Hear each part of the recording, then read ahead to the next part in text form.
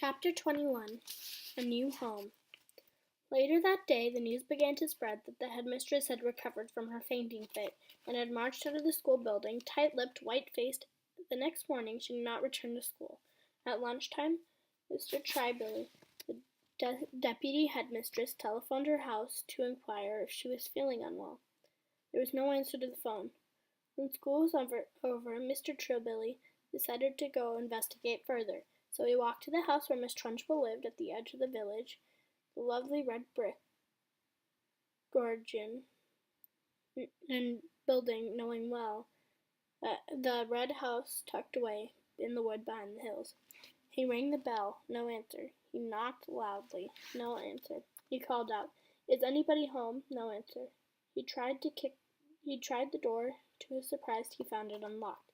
He went in. The house was silent. There was no one in it, and yet all the furniture was still in place. Trybilly went upstairs in the main room. Everything seemed to be normal. He had sorted the opening drawers and looked into the cupboards, and there were no clothes or underclothes or shoes anywhere. They had all gone. "She's done a bunk," Mr. Trybilly said to himself. He went away to inform the school governess that the headmistress had apparently vanished. On the second morning, Miss Honey received by registered post a letter from solicitors informing her that the last will and testament of her father, Dr. Honey, had suddenly and mysteriously turned up.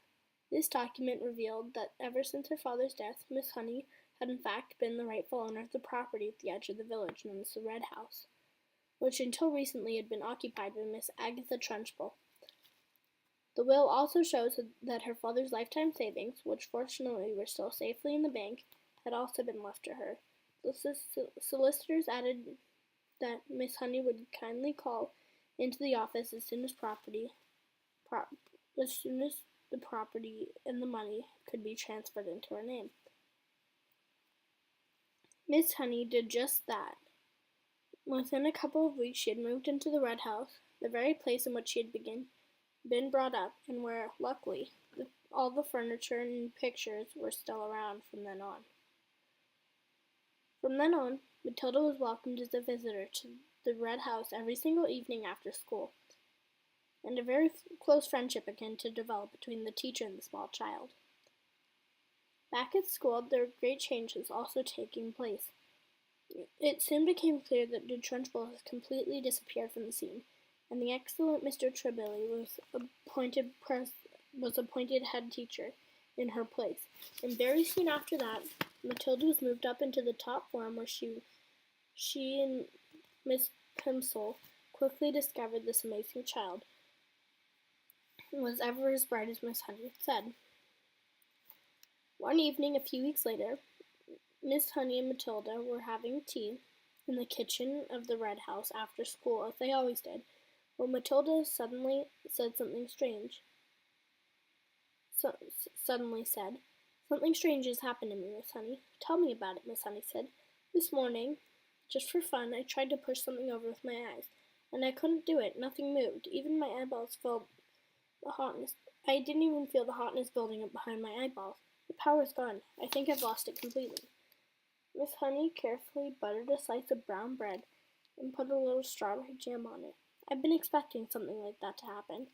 "You have? Why?" "Well," Miss Honey said, "it's only a guess, but here's what I think. While you were in my class, you had nothing to do, nothing to make you struggle. Your fairly enormous brain was going crazy with frustration, and it was bubbling and boiling away like mad inside your head.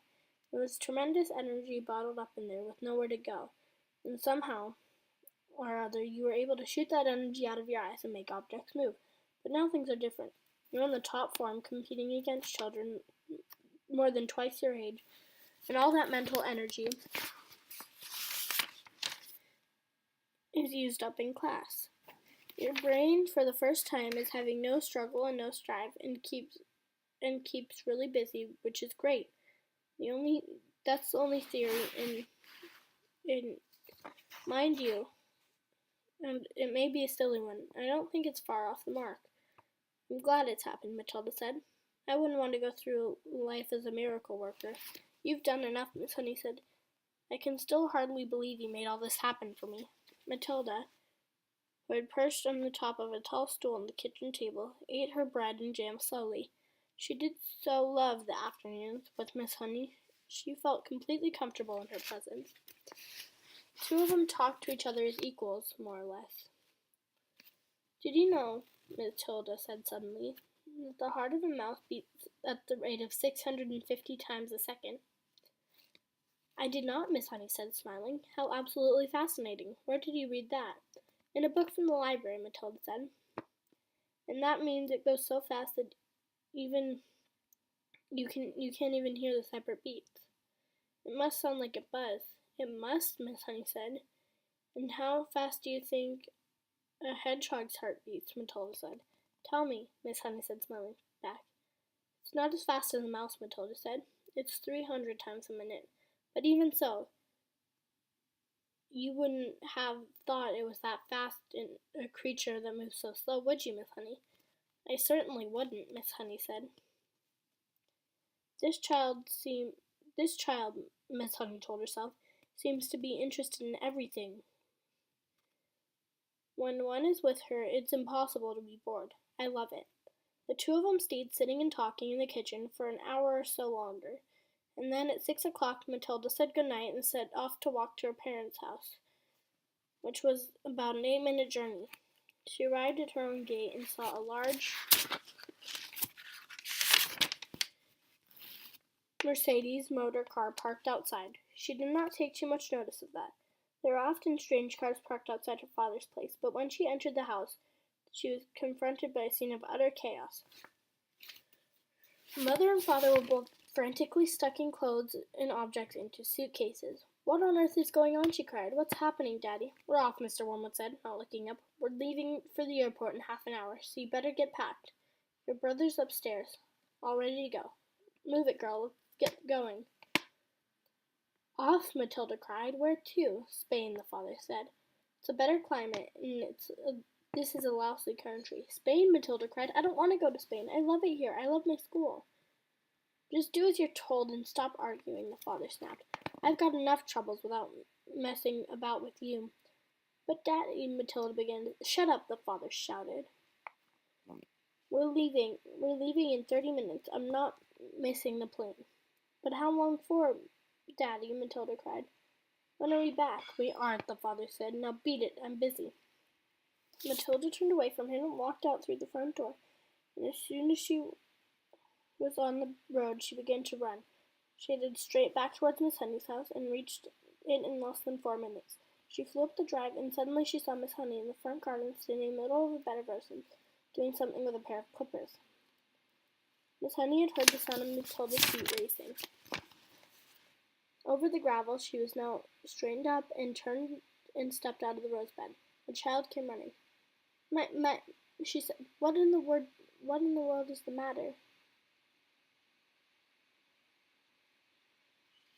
My, she said, what in the world is the matter? Matilda stood up before her, panting and out of breath, her small face flushed with crimson all over.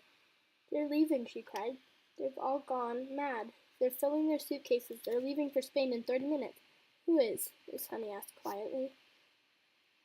Mommy, Daddy, and my brother Mike, and they said I've got to go with them. You mean for a holiday? Miss Honey asked. No, forever, Matilda cried. Daddy said we're never coming back. There was a brief silence, and Miss Honey said, Actually, I'm not very surprised.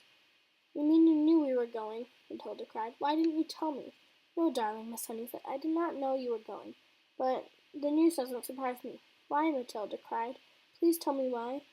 She was still out of breath from running, in the shock of it all. Because your father, Miss Honey said, is in with a bunch of crooks. Everyone in the village knows that. My guess is he has that is a receiver of a stolen car from all over the country, and he's in it deep. Miss Honey's. Matilda stared at Miss Honey, open mouthed. Miss Honey went on. People brought stolen cars to your father's workshop, where you'd been changed the number plates and resprayed the bodies of different colors, and the rest of it. And now somebody probably tipped them off, and the police are on to him. He's doing what they all do. Run off to Spain where they can't get him. He'll have been sending money there for years, already waiting for him to arrive. They were standing out on the lawn in front of the lovely brick red house and the tile in the chimneys in a warm golden evening, and a blackbird was singing, and someone nearby. I don't want to go with them, Matilda said. I'm afraid you must, Miss Honey said. I want to live here with you, Matilda cried out. Please let me live with you.